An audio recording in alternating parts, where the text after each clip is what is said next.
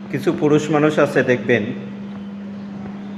যে বিয়ে করার পরে নিজেকে সে অনেক বাহাদুরি মনে করে,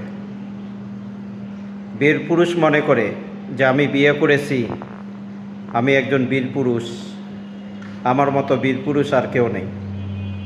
আমি বলেছি যে ভাই, আপনি বিয়ে করছেন এটা ভালো কথা, এটা সুন্নতি একটা কাজ করেছেন,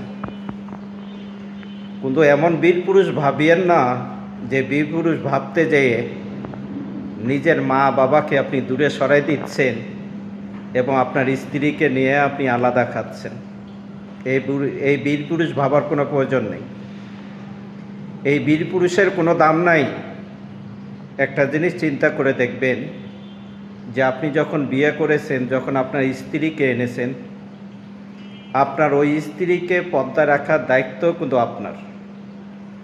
কিন্তু এখন আপনি আপনার স্ত্রীকে এনে তাকে যদি এখন আপনি টিকটক ভিডিও বানাইতে যদি আপনার স্ত্রীকে আপনি লাগিয়ে দেন, আপনার স্ত্রী টিকটক ভিডিও বানাচ্ছে, কিন্তু আপনি স্বামী তাকে কিছু বলছেন না, কিন্তু আপনার মতো বীর পুরুষ, সে বীর পুরুষ না, সে হলো একটা কাপুরুষ।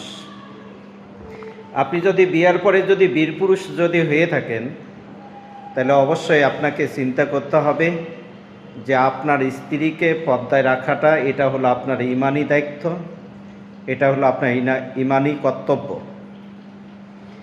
আপনার স্ত্রীকে যদি আপনি নিয়ন্ত্রণ করতে না পারেন, আপনার স্ত্রীকে যদি আপনি রাস্তাঘাটে, ঘাট বাজারে সব জায়গায় আপনি পাঠাচ্ছেন, তা আপনার মতো বীর পুরুষ থাকার থেকে না থাকাটাই উত্তম।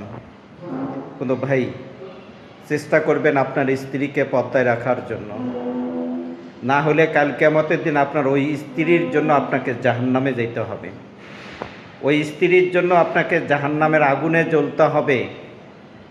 এখন ম্যাক্সিমাম দেখবেন যেসব ছেলেরা বিয়ে শাদী করছে, যে তাদের স্ত্রীদেরকে দিয়ে তারা টিকটক বানাচ্ছে, অশ্লীল ভিডিও তারা বানাচ্ছে।